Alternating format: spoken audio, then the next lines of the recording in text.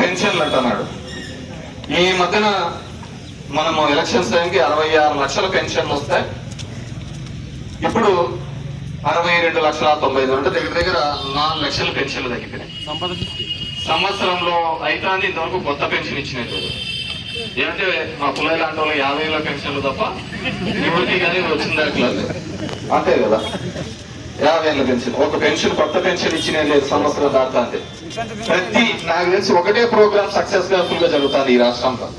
ఏంటంటే అమరావతిలో నీళ్లు తోడే కార్యక్రమం. మోటార్లు ఎప్పుడు రన్ అయితేనే ఉంటాయి పాపం. ఈ సంవత్సరం పాటు ఎప్పుడు నిలిచిపోలే మోటార్లు. రెండోది అది కంటిన్యూస్. రెండోది ఏంటంటే ప్రతి నెల 1వ తేదీ వస్తాడు చంద్రబాబు. ఇలా పోతాడు బాగుంది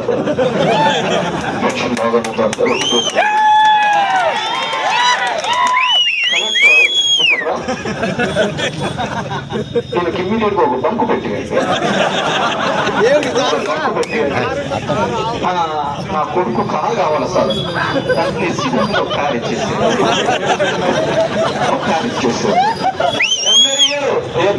ప్రతి నెల అంతే. నిన్న ఆడ చూసిన మొన్న ఆడుకో సెలూన్ షాప్ లోకి పోయినాడు పాపం. సెలూన్ షాప్ లోకి వచ్చాడు పాపం, చేయించుకుని పోతాడులే అదన్నా లెక్కించాడేమో అనుకున్నాడు. అది మొత్తం మాటలే చెప్పి ఆడ ఒక షాప్ పెట్టినాడు, నీకు ఇంకొక షాపు నీకు ఒక కారు అని. ఎట్లా తయారైతుందో ఒకే పనులు చెప్తాం. మన లెక్క తగ్గించుకోకూడదు కదా.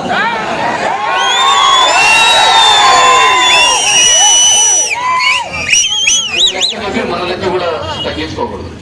సో ఇది కొద్ది మాటకి ధర్మంలో చేనేతలు వస్తాను. 24,000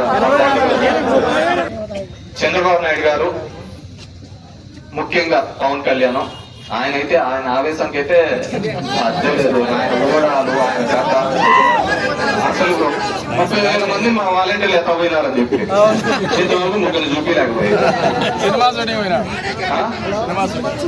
సినిమా షూటింగ్ ఆ బాక్స్ అమ్ముకోవడానికి చచ్చిపోతున్నాడు.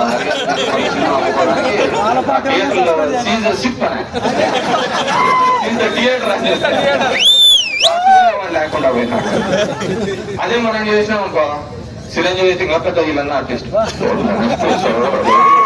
చాలా కట్టుకుంటే మళ్ళీ బయటకు వచ్చి తమ్ముడికి చెప్పేది, ఇతను ఊరికి పోయేది, దిల్ రాజు అదే మీటింగ్ నువ్వు టీ కదా అని. ఎంత అంటే అంత తిక్కోళ్ళు అని చేసినాడు. ఒకసారి అది మనల్ని ఎప్పుడు చేస్తూనే ఉంటాడు. మళ్ళీ అదే దారే. ఎందుకంటే రోషం లేని బతకలేదు. అవసరంగా అరే ఇట్లా మోసం చేసినాడు. మామూలుగా ఒకసారి సిటీలు ఎగరగొట్టి మళ్ళీ ఊర్లోకి వచ్చారు వాళ్ళు పట్టేసుకొని కొడతాంటారు. ఇంతమందికి ఇన్ని హామీలు ఇచ్చి ఎగరగొట్టి అన్ని చేసిన తర్వాత కూడా ఈ విధంగా మోసం చేసుకుంటారు. నాకు అదే దీంట్లో ఉంటుంది చూడు, దానివీర సూరకన్యలో ధృతరాష్ట్రుడు ఆమె పంచాలను కొడితే ధర్మరాజు దుశ్శాసనం పంపిస్తే ఆమె అంటాది, తన్నోడి నన్నోడినా నన్నోడి తన్నోడినా అని. మన దళితులం అట్లే ఉంది. జనాలు మనల్ని ఓడించి వాళ్ళు ఓడిపోయినారా, వాళ్ళు ఓడిపోతామని తెలిసి కూడా మనం ఓడించినారా, ఇది అర్థం కాకుండా పోయిన పరిస్థితి. అంటే వాళ్ళు ఓడిపోయి నన్ను ఓడించినాడా అంటారు పంచాలి. ఎవరు అతను ఓడిపోయి నేను ఓడిపోయినానా, నేను ఓడిపోయి తను ఓడిపోయినాను. మన పరిస్థితి అట్లే ఉంది, జనాల పరిస్థితి అట్లే ఉంది. జగన్మోహన్ రెడ్డిని వైఎస్ఆర్ కాంగ్రెస్ పార్టీని ఓడించడం వల్ల ఎవరికి నష్టం వచ్చింది? సరే మన్నాళ్ళలో అయితే మనకు జనాలకు కార్యకర్తలకు నష్టం వచ్చింది అనుకోవచ్చు. జనమే కదా బాధపడుతుండేది, జనాలే కదా ఇబ్బంది పడుతుండేది. రైతు ఇబ్బంది పడుతున్నాడు, కర్షకుడు ఇబ్బంది పడుతున్నాడు, కార్మికుడు ఇబ్బంది పడుతున్నాడు, ప్రతి వాడు ఇబ్బంది పడుతున్నాడు. సాహుకారులు లెక్కలున్న వాళ్ళు ఇబ్బంది పడతారు. జనాలకే డబ్బులు ఉంటాయి కదా, వాళ్ళకి వ్యాపారాలు జరిగేది. మనం ఫస్ట్ వరకుంటా అంటే వాళ్ళకి వ్యాపారాలు జరుగుతాయి. పేదవాడు మస్తుతో ఉంటే ధనంతో దగ్గర కూడా ఏం డబ్బులు. ఎవరు ఇక్కడ బాగుపడతాండేదంటే ఈ ముగ్గురు, పవన్ కళ్యాణ్, లోకేష్, చంద్రబాబు. ఈ ముగ్గురు అంతా బాగా బాగుపడుతున్నారు. బాగా హెలికాప్టర్లు తిరుగుతున్నాయి, బాగా కొత్తగా తిరుగుతున్నారు. కాబట్టి మనం కూడా ఈ వెన్నుపోటు ఏ రోజైతే మనల్ని కూడా ప్రజాస్వామ్యంలో ఒక ఎప్పుడూ లేని విధంగా ఒక చారిత్రాత్మకంగా జగన్మోహన్ రెడ్డి గారు తీసుకొని వచ్చిన నిర్ణయాల వల్ల ప్రజల బతుకులు బాగుపడతాయి.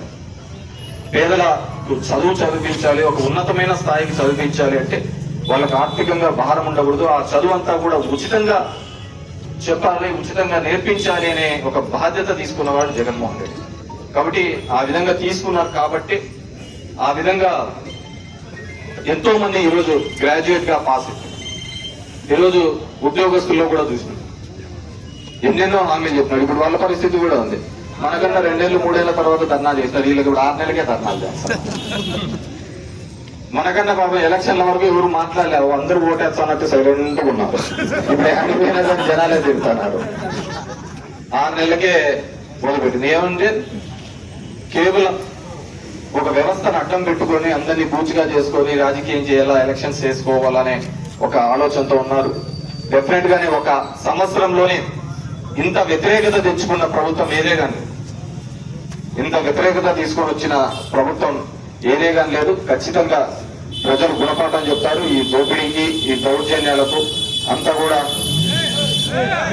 ఈ దోపిడీ కూడా ఖచ్చితంగా ఇది చేస్తారని చెప్పేసి తెలియజేసుకుంటూ, చంద్రబాబు నాయుడుకి వచ్చే ఎలక్షన్స్ కి ప్రజలు మేల్కొనాలి, ప్రజలు ఆలోచించాలి.